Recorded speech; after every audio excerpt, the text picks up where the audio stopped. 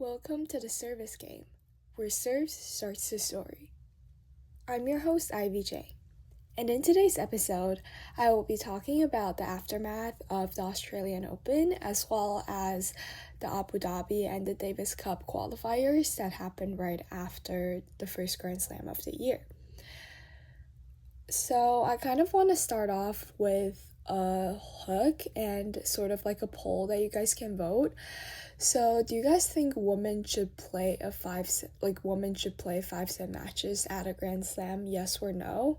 And if you voted yes, please go explain yourself in the comments. And if you voted no, please do the same thing. I will reveal my answer later on because that is going to be the first segment of today's show.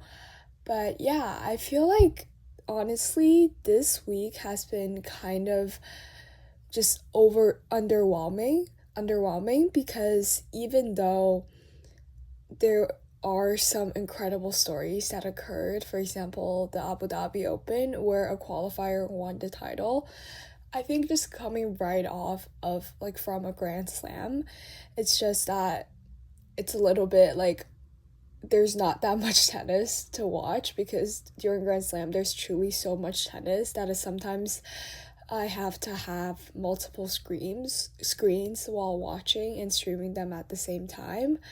But because there's not that many games, it's a little bit underwhelming. But still, I managed to find some of the great matches that occurred over the past week, and please listen more to find out. Let's get into the first segment, the toss. So I think for the toss, I kind of want to talk about this statement put forth by the Australian Open Grand Slam director called Craig Tiley. So apparently people were saying how this is his last year at the Australian Open and he's going to move on to a position at the USTA, which is the US Open, but this is all just speculation. However, after the Australian Open, Craig Tiley put out a statement saying that he proposes women to play 5-set matches from quarterfinals and onwards, like best of 5.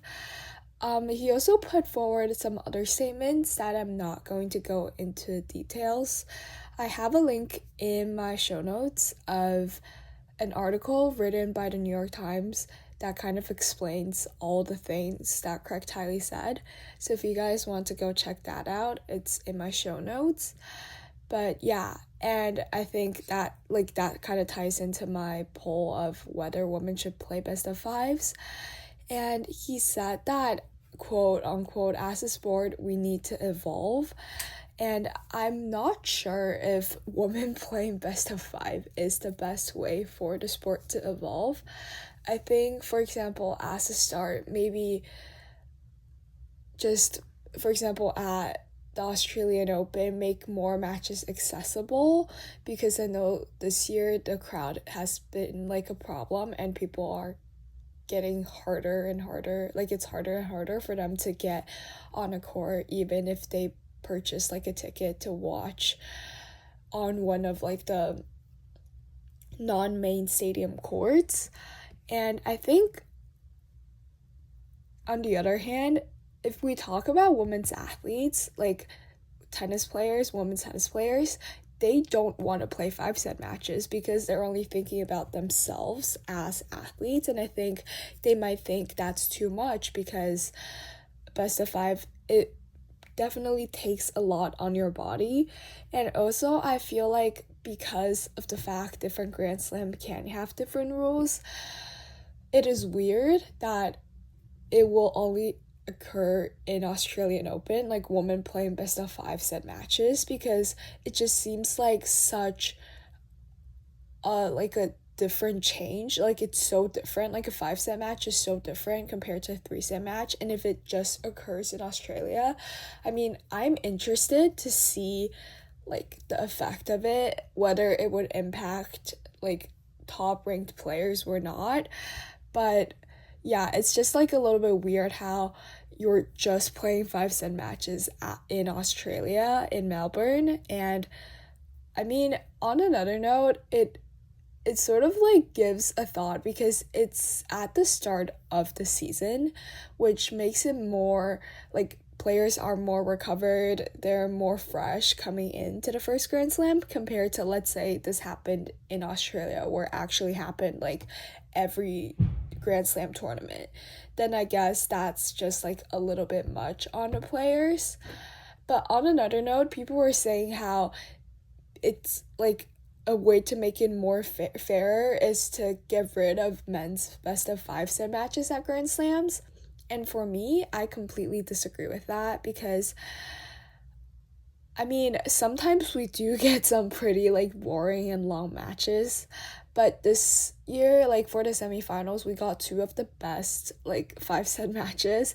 And also just thinking about all the amazing 5 set matches that occurred, I just, like, for example, last year at the French Open, the Carlos Alcaraz versus Jannik Sinner final, I think if that, like, doesn't happen, it would just be, like, really, I don't know, hard for the sport because so many good matches have occurred.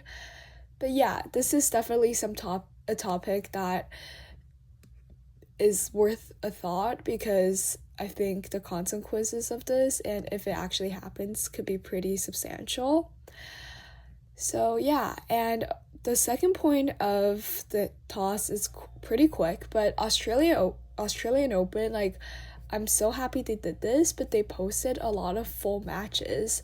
For example, they posted the full match for Elena Rybakina versus Arina Sabalenka, the women's final. They also posted the 2 men's semifinal matches. So I will be linking them in my show notes if you guys have time to watch the full match. But yeah, it's actually pretty impressive because they posted it pretty fast. Okay, now let's get into our main segment, the hit. There's 2 main topics I want to talk about. The first being the Davis Cup qualifiers, the first round. The second being the Abu Dhabi Open. So I guess we can start off with the Davis Cup qualifiers. So for those of you who doesn't know what Davis Cup is, it's basically, they kind of market it as like the World Cup of tennis, where different players compete for their country. And this is the qualifying tournament. So basically a bunch of teams compete to get spots to get into the second qualifying, and then if you go through the second qualifying, you compete in the final. And I have a link to explain how the Davis Cup works because honestly it can get kind of confusing sometimes. But Team Italy has won the past 3 Davis Cup, so they're exempt from participating in the qualifiers. So we have Team USA, for example, Team Germany, Team Norway, a lot of teams who competed. And I sort of want to talk about, the 2 main points I want to talk about is Jack Draper returning and this other star matchups that I think you guys should go check out.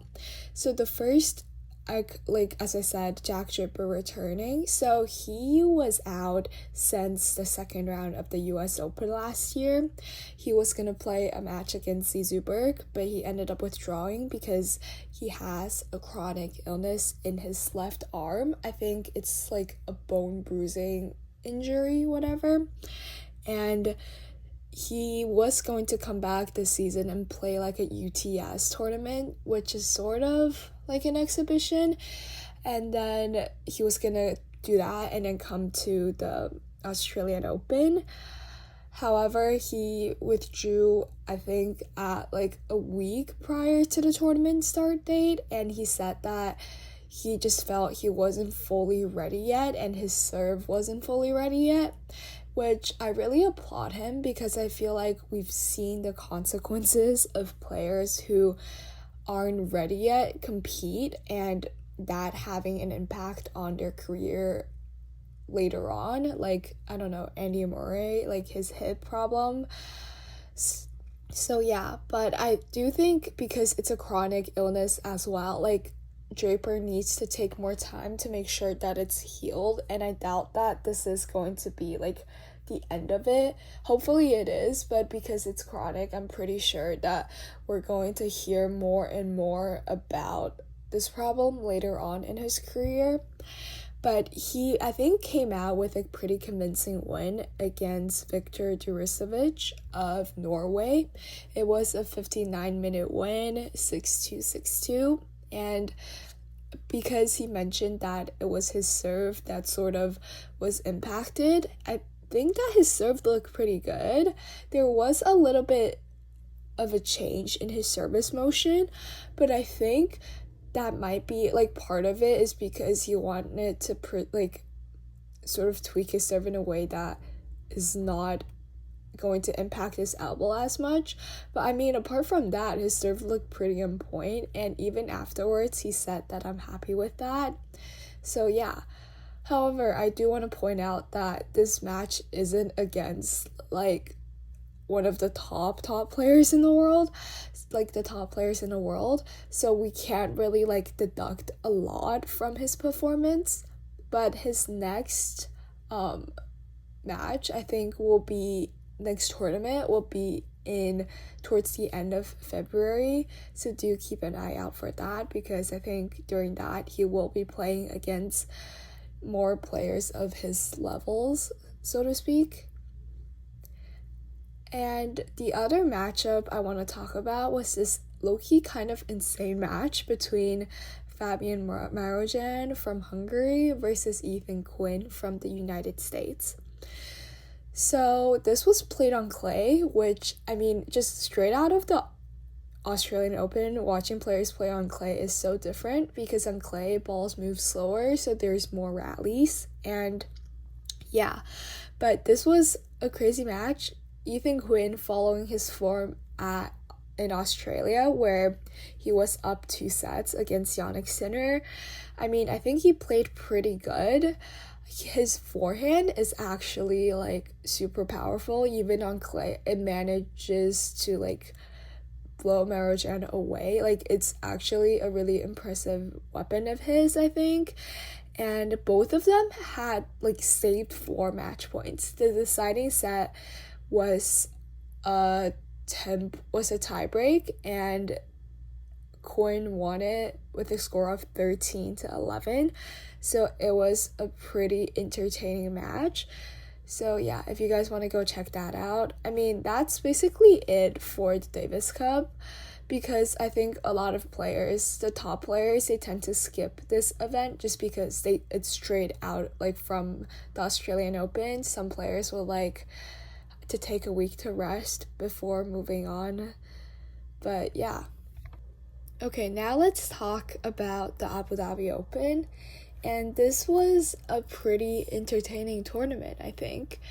So we started off with kind of sad news, which is Belinda Bencic, who was the defending champion last year, withdrew due to illness. And this was such a shame, because I really wanted to see her defend her title, and she performed really well at the United Cup, which is her sort of preparation tournament leading up to Australia. She didn't do that hot in Australia. I'm pretty sure she lost in the 3rd round, but in the United Cup, she was undoubtedly the MVP. She had a 5-0 record in singles, and she beat Iga Swiatek in, I think, the final of the tournament. So even though I know Switzerland lost, but yeah, to beat like Iga Swiatek is pretty impressive. So that was a shame, but regardless, we had some really great matches. So I think I kind of want to start off by talking about the eventual tournament champion, which is Sara Bejlek. So Sara Bejlek is a Czech 20-year-old. She's a lefty, and she is only 5'2".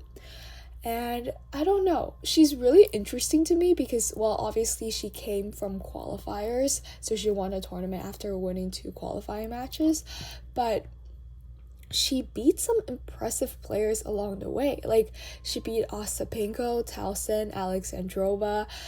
So yeah, like, her run is pretty impressive. And I kind of want to start off by talking about the way she hits the ball. Like, because she's a lefty and she's sort of on the shorter side on the tour, her ability, like her defensive abilities are actually really crazy. Like, her movement reminds me a little bit of Paulini because of the way she's able to truly like get to every ball, and I think her tennis is pretty entertaining to watch. Also, because she is a lefty, the loop of her ball on the forehand, you sort of always think it's going to go long or go wide, but because it kind of have like a banana loop, sort of like Rafa Nadal's forehand, it sort of always manages to stay in and catch a part of the line. So there were various points where I was watching where I was like, okay, that ball's going long, but it sort of always manages to catch the line. And she also has this really interesting drop shot. Like, it's actually like you really don't expect that at all. Like, at the last moment, she sort of just changes it, and then it becomes just like a slice that lands really, really short for her opponents. So that's pretty impressive. And I think the common theme amongst the players she beat, Elena Ostapenko, Clara Towson, and Katerina Alexandrova, is that they're all really big hitters. They all hit the ball. They're all like big strikers, so the matches is always on their racket. And I think it really, from like beating all of these players who sort of have like a similar playing style, it really showcased Bejlek's outstanding defensive style. But I'm also really interested to see how she would do against players who are more like, I don't know, like maybe even with more power, like with Sabalenka, or like players such as Iga Swiatek or Coco Gauff, because I think against players like those, it's sort of like Bejlek has not more opportunities, but sort of she will need to take more risks and hit balls to like make her opponent run rather than just like trying to retrieve and get every ball. Not to say that Bejlek did not take risks at all, but the way she mixes her shots up against these big hitters is, I think, her winning formula. But yeah. And then some good matches. I kind of want to talk about Bejlek versus Clara Towson. I mean, this was really close. I think this was one of the matches of the tournament. And I have a link if you guys want to go check it out. Sort of, it just showcases Bejlek's defensive skills. And Towson played some amazing points too. And also Hailey Baptiste versus Katerina Alexandrova, which is the other semifinal match. So this is the first WTA semifinal for Baptiste, and yeah, like Alexandrova saved match points, and Baptiste, I just really like how she plays tennis because it seems so like sometimes effortless. So yeah, please go check that out. And I do want to praise Alexandrova because I know she lost in round 1 of Australia, so her January hasn't been the best, but she managed to find her form in the tournament right after that, and to go to the final is pretty impressive. I mean, in the final, which was Ekaterina Alexandrova against Sara Bejlek, it was a little, like, the first set was really good, but I think towards, like, the end of the first, it was a tiebreak. I think, Bejlek won 7-5 in a tiebreak, but Alexandrova kind of just, like, ran out of steam and seemed a little bit tired. I think that's also because she played a doubles finals match as well, so she was in both finals, and she had a really long, semifinal match. But yeah, she managed, like, on her run to beat Hailey Baptiste, Alex Yala, actually pretty easily. So, I don't know. I think this was a pretty interesting tournament. Definitely keep an eye out on Sara Bejlek because, I mean, she kind of reminds me of a little Paulini, but in her own unique way, which I love. Okay, now we'll move on to the follow-through. So our first WTA 1,000 tournament of the season will take place in Qatar starting Sunday. So by the time my episode comes out, it would have already started. And Amanda Anisimova is the defending champion. And we have players like Jung Qingwen, who's going to make a comeback here. However, we also do have some players, actually a lot of players withdrawing from this event. We have Aryna Sabalenka, Eva Lise, Naomi Osaka, Jessica Pegula. So yeah, some of them I think withdrew because they have like injuries, such as Naomi Osaka, who also withdrew from Australia because of her abdominal problems. But other players, I think, for example, Sabalenka, she probably just wanted to take more of a break before coming in, which I think is a wise thing to do just because of how long the tennis season really is. And then in terms of the men's tour, we have Dallas and Rotterdam Open. Last year's defending champion Carlos Alcaraz withdrew from Rotterdam, and Zverev also withdrew from Rotterdam. So that is kind of a bummer because I really wanted to see them play again. But I mean, it also makes sense just because they came from Australia, which was not that long ago, and because like they made deep runs in Australia. So for Rotterdam, our first seed is Alex de Minaur. We have FAA as the second seed, Felix Auger-Aliassime, who actually, I believe, he reached a final in Montpellier in Vermont in a 250 tournament. And I mean, I think he's playing against Adrian Manarino. Yeah, he's playing against Adrian Manarino, which, I mean, I don't think that result's going to like impact his seed at in Rotterdam. So yeah, and then we also have we have Daniel Medvedev and Bublik. So those are some players who are participating in Rotterdam. And for Dallas, we have Taylor Fritz, Ben Shelton, Lerner Tien, and also the defending champion, Denis Shapovalov. Casper Ruud withdrew following the birth of his daughter, which congrats to him. So yeah, that's like basically the field and the tournaments that are taking place next week. And yeah, so that's basically all for today's episode.